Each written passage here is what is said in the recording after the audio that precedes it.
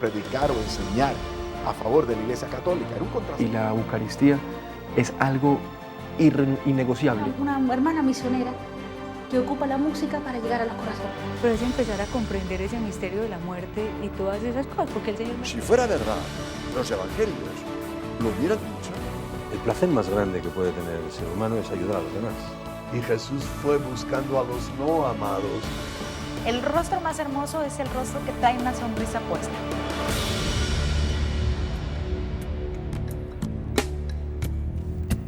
Monseñor Armando Santamaría, usted ya es ampliamente conocido acá en el canal Televid, pero seguramente hay muchos televidentes que se hacen los mismos interrogantes que yo cuando lo vemos en la Eucaristía con sus niñas de los hogares San José.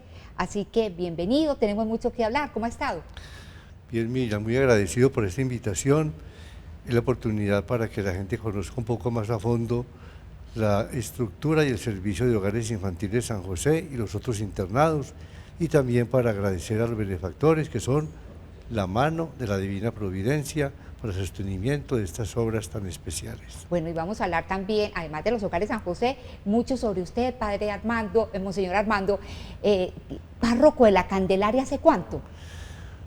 Voy a cumplir en agosto, Dios mediante, 30 años. 30 años, o sea, usted es una institución en la Candelaria y también en el Parque Berrío y en general en la ciudad de Medellín. Y uno se pregunta, ¿por qué nunca lo movieron o en tantos años no lo han movido de allá de esta basílica?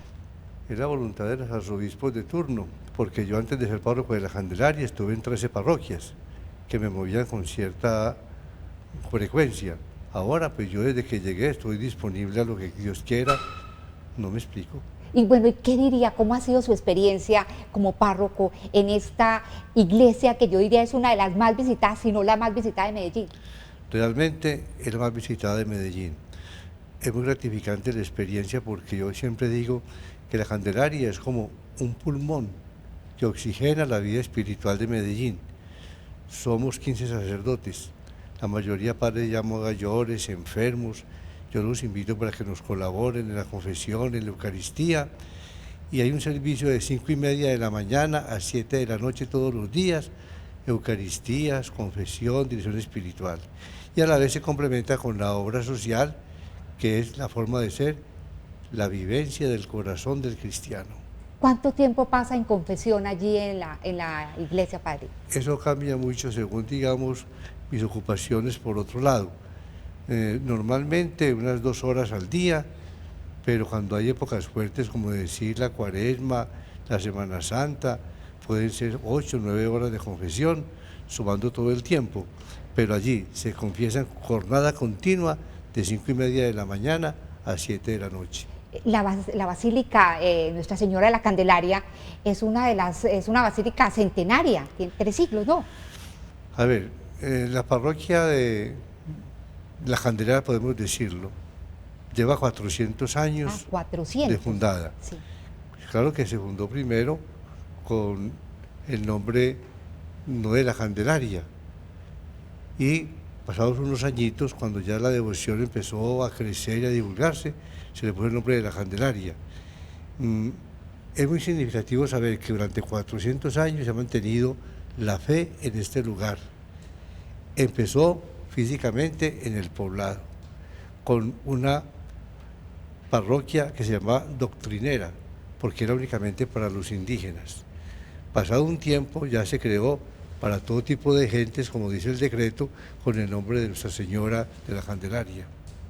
Nuestra Señora de la Candelaria. ¿Y cuánto sufrió usted hace 2 años, porque hace 2 años, ese incendio que arrasó incluso con obras muy importantes, ¿no?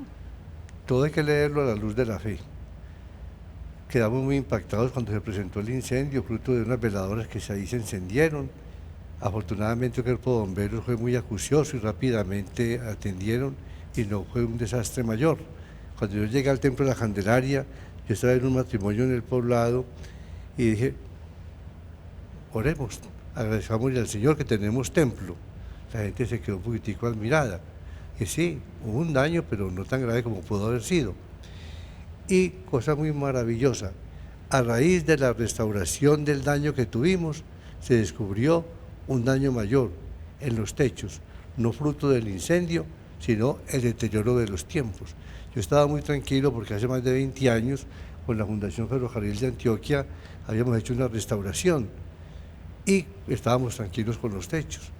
Si no ha sido por el incendio, no descubrimos el daño que teníamos con un accidente potencial, cambiamos todos los techos y estamos ya tranquilos en ese sentido. O sea, fue providencial. Fue providencial. Bueno, monseñor, cuando usted no está en la Basílica de la Candelaria, usted está en los Hogares San José, que es como decir su segunda casa.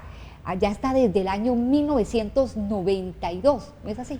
Sí, desde ese momento estoy en Hogares Infantiles San José, recibí una obra más pequeña, hemos podido crecerla, el número de internados, el número de niños y de niñas, y también manejo las granjas infantiles de Jesús Obrero desde hace 15 años, Hogares de Acogida Belén también desde hace 15 años, o sea que son 3 instituciones distintas en su creación, distintas en su administración, pero con el mismo objetivo: acoger, dar calor de hogar y educar a niños y jóvenes huérfanos y pobres. ¿Cuántos niños y niñas hay en este momento en los hogares? Si hacemos la suma de los 8 internados, de las 3 instituciones, tenemos cerca de 1.100 niños, jóvenes y universitarios. Exactamente. Cuando yo lo veo en misa con sus niñas, como decía al inicio de la entrevista, yo me pregunto cuántos besos recibe Monseñor Santamaría al día de todos estos hijos suyos. Según la visita que haga, porque si voy a un internado de los grandes pueden ser 220 abrazos, si voy a un internado más pequeño 120, 130 o 80 si voy a otra parte, pero de todas maneras allá si nosotros potenciamos mucho la recuperación del dolor de los niños a través del abrazo, la sonrisa, la comprensión, el diálogo, para que cicatricen tantos dolores y sufrimientos que uno no se imagina cómo es capaz de asimilar un niño, una niña, tanto dolor, tanta humillación y tanta hambre. Y cómo puedes descubrir, como cuando uno se asoma a una ventana, un panorama distinto y una luz de esperanza. Exacto. Usted por afecto no sufre. Detrás de cada niño, como usted lo acaba de decir, detrás de cada niña en el hogar hay una historia y historias dolorosísimas que a usted le ha tocado conocer y con las cuales usted aún llora. Uno cree que ya después de 24 años tiene callo, pero usted sigue llorando cada vez que llega un niño al hogar y le cuenta su testimonio de vida, ¿no? Pero realmente cuando llegan a pedir puesto para el internado, yo siempre hago el primer colador con la trabajadora social y los psicólogos si hay necesidad, pero luego cuando ya califican que el niño o la niña sí es para nosotros, yo hago la entrevista personal, tanto con el acudiente como con el niño. Y parte de la entrevista es ver escrita su historia, que me la han anotado con anticipación, y saber cuál es el origen de su solicitud, y ver en qué nosotros podemos restablecer ese tejido humano que fue quebrantado o roto por tantas circunstancias, unas naturales, otras de mala voluntad, unas por abandono, otras por accidentes. O sea que yo, como conozco cada caso, cada niño y cada niña, me compenetro y me conduelo.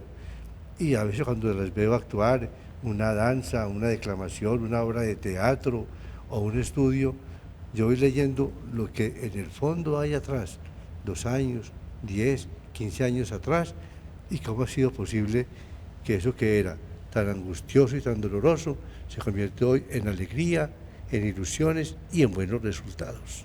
¿Cómo hacen ustedes para ayudar a estos niños a despejar todos esos nubarrones oscuros con que llegan? A ver, hay unas ayudas profesionales, trabajo social, psicología, el grupo de religiosas que son muy significativas en los internados, las empleadas, pero sobre todo hay 2 cosas que marcan mucho el bienestar y el crecimiento de los niños y las niñas, es la oración. Hacemos mucha oración y allí ese contacto con Dios, la persona va recibiendo la luz del Señor, que es el que despeja la oscuridad y muestra la luz del camino. Y a través del sistema de vida, son hogares. Y en todo hogar lo que hay es alegría, comprensión, fraternidad, diálogo, ayuda y apoyo, porque los más grandes ayudan a los medianos a los más pequeños, o sea que entonces, así como en una familia se reúne la gente en la mesa o se reúne en la sala a ver televisión, nosotros en esas grandes mesas, en esas grandes salas nos reunimos y cada niño opina, cada niño manifiesta lo que quiere, tanto para el deporte, para el estudio, para la biblioteca, para el internet, o sea, que se sienten ellos no como huéspedes, sino viviendo en su casa. Habitantes de una casa, exactamente. ¿Cuántos niños me dijo que hay en el hogar? Entre todos los hogares, cerca de 1.100. Y yo no me lo creo, pero me dijeron que usted se conoce el nombre de todos esos niños y niñas. Me toca conocerlo porque yo lo recibo directamente. Y entonces en una entrevista que se hace, donde hay ya un historial, aparece el nombre del niño, la procedencia, la edad, para qué año viene, las circunstancias familiares, si hay papá o no hay, y por qué carece del papá o de la mamá, un accidente, una cárcel, la prostitución, la droga, otra enfermedad o el abandono. Y también cuál ha sido el desarrollo del niño en su tiempo de familia. Monseñor, ¿cómo le dicen estos niños? ¿Cómo lo llaman a usted? De muchas maneras. Cuando yo saludo, me dicen precioso, me dicen papá, me dicen papito, me dicen Monse también mucho. También los empleados me dicen Monse, que es una forma, pues, digamos, familiar de referirse a mí. ¿Y usted qué siente cuando le dicen papá? Me siento muy emocionado, porque es que pienso de que en ese vocabulario ellos están descubriendo no tanto a Armando Santamaría, sino que están descubriendo la paternidad de Dios. Nosotros lo que hacemos es el nombre de Dios, para que así el niño sienta que realmente Dios lo ama a través de muchas personas. En mi caso particular, las religiosas de la presentación, las religiosas de la Anunciación, las franciscanas de Jesús y María, las franciscanas de los Sagrados Corazones y todas las personas que están alrededor de ellos. O sea que con esa forma ellos pueden decir a uno papá o a una de las religiosas o profesoras mamá, es sentir que cogieron lo que no tenían, llenaron un vacío, ya no carecen de paternidad y de maternidad. Monseñor Armando, ¿se ha pegado usted en especial alguna niña o algún niño de los que conforman estos hogares? A ver, para mí todos son especiales, porque todos han llegado a encontrar hogar y amor. Pero sí, es lógico que en un número tan grande haya unos casos específicos donde uno tiene que entrar más de lleno a cicatrizar una herida. Yo recuerdo, por ejemplo, una niña, Estelita. Estelita me llegó a mí muy casualmente en una Semana Santa, porque yo tengo todavía una hermana de ella, y entonces supe que tenía una hermanita especial y me la llevaron. Tenía como 10 años, pero parecía una bebé como de 2 añitos, desnutrida, con un problema neurológico, no hablaba, no caminaba, recibía muy mecánicamente la alimentación, y esa niña nosotros empezamos a acompañarla, a tenerla, dando tratamientos médicos, buena alimentación, y fue creciendo y desarrollándose un poco, y ya tenía expresiones de que realmente reconocía la voz mía, la voz de las empleadas del internado, sabía degustar las comidas buenas, y esa niña la tuve muchos años y era para nosotros el símbolo de la presencia de Dios. Teníamos 2 camas de enferma, una para el día en los corredores, otra en el dormitorio para las niñas, y la llevamos a pasear al Tesoro, a Santa Fe, y esa niñita, toda niña que salía del internado no pasaba sin despedirse de ella, y toda la que llegaba de clase a saludar a Estelita, y casualmente la niña mejoró pues calidad de vida. Lástima no haberla conocido más antes, porque de pronto hubiera vivido con más condiciones positivas, pero fue para nosotros el símbolo de la resignación, del dolor y de la alegría, porque aprendió a sonreír y a tener expresiones de felicidad. Era la reina del hogar. Era la reina del Tengo hogar. entendido que murió a los 13 años. ¿Por qué murió padre? Para ser tan jovencita, tan Había niña. un pronóstico pues, de que ella no iba a durar mucho tiempo por su problema mismo de salud, y entonces yo estaba construyendo en ese momento una planta física del internado de bachillerato. Como había polvo, me la llevé para la casa cural. Le teníamos enfermera día y noche, porque la niña era pues muy sensible a cualquier gripita. Y un día a las 6 de la mañana se quedó dormida. Despertó a las 5:30, recibió su alimento, y a las 6 me llama la enfermera y me dice: la niña acaba de morir. Murió en silencio, como fue su vida, pero fue un símbolo para nosotros, porque no solamente ella recibió calidad de vida, sino que fue un ejemplo para todas las demás niñas, de cómo tenemos que apoyarnos y querernos. Y así tengo otras muchas niñas y muchos muchachos que llevan conmigo más años, entonces es una relación de más tiempo, y lógicamente hay más interacción. Exactamente, a Estelita la había rescatado usted junto con su hermana, ¿no? De las condiciones difíciles en que vivía. La hermanita estaba conmigo hacía más tiempo, era que nunca me había contado que tenía una niña especial. Ya cuando yo descubrí a Estelita, Milena, la hermanita, conmigo tenía por lo menos 7 años. Ahora Milena es una niña profesional, es auxiliar de enfermería, trabaja en la clínica bolivariana y sigue siendo, como muchas universitarias y profesionales, todavía miembro de familia de nuestros hogares.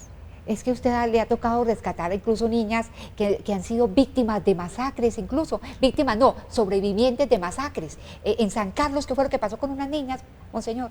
Hubo una masacre en San Carlos hace años, donde en una noche mataron todas las personas mayores de una vereda. Se escapó una muchacha por ahí de 22 años o 23, porque estaba en Medellín en vueltas médicas. Cuando llegó encontró la muerte de todos los seres queridos, los papás, las mamás, de un mundo de muchachitos que eran entre sí hermanitos, primitos, y yo recibí de una vez 9 niños y niñas de esa masacre.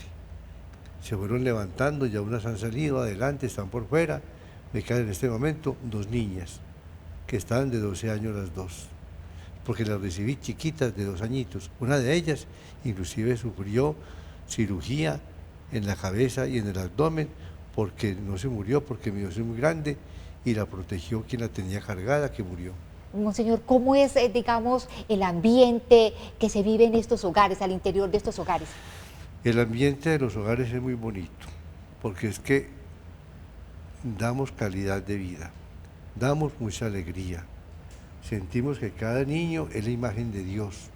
Como imagen de Dios hay que valorarlo y hay que respetarlo, que no se sientan limosneados ni siquiera en el amor, que se sientan realmente queridos, y así tengan dificultades y momentos de rebeldía o de angustia, de tristeza.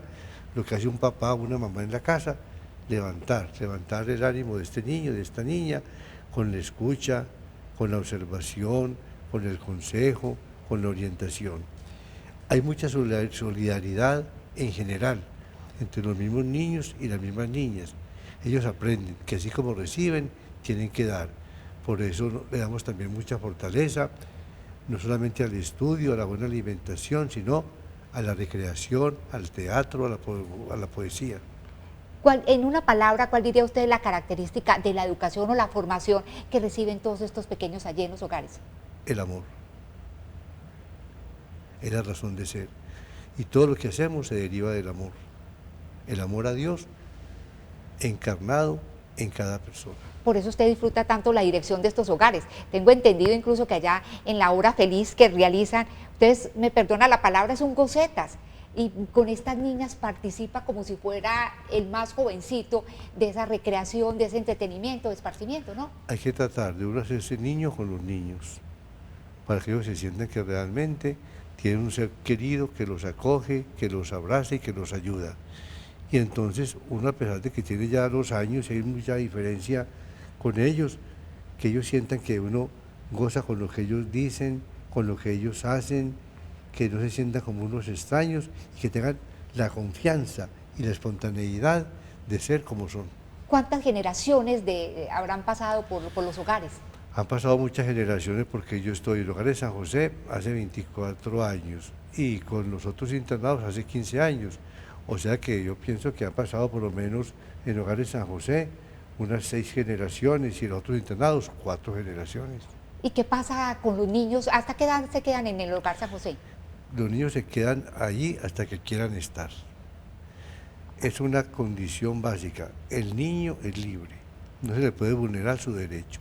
Si a mí un niñito de 6 años se me acerca y me dice, no quiero estar acá, me hace falta mi abuelita, o mi madrina, o mi mamá, me quiero ir, se la llamo. El niño no quiere estar y se va. La mayoría sí, cuando van terminando ya bachillerato, ya después de tener 9, 10 años con nosotros, se van. Pero los que quieran quedarse con nosotros y estudiar una tecnología o una carrera, se pueden quedar y yo hago hasta lo imposible para conseguir la universidad, pagar los estudios y que sigan estudiando. En este momento hay como 14 o 15 entre hombres y mujeres estudiando en diferentes universidades. Muchos ya han terminado, están en el mundo laboral y siguen viviendo con nosotros porque esa es su casa. O sea, de por vida se pueden quedar ahí. De por vida se pueden quedar. Qué bien, monseñor. Vamos a continuar la entrevista, pero eso será pues en un próximo programa, así que invitemos a todos los televidentes para que continúen con nosotros. Muchas gracias, monseñor, por esta primera parte de la entrevista y a todos ustedes, espero pues que sigan con nosotros, que estén muy bien. Muchas gracias.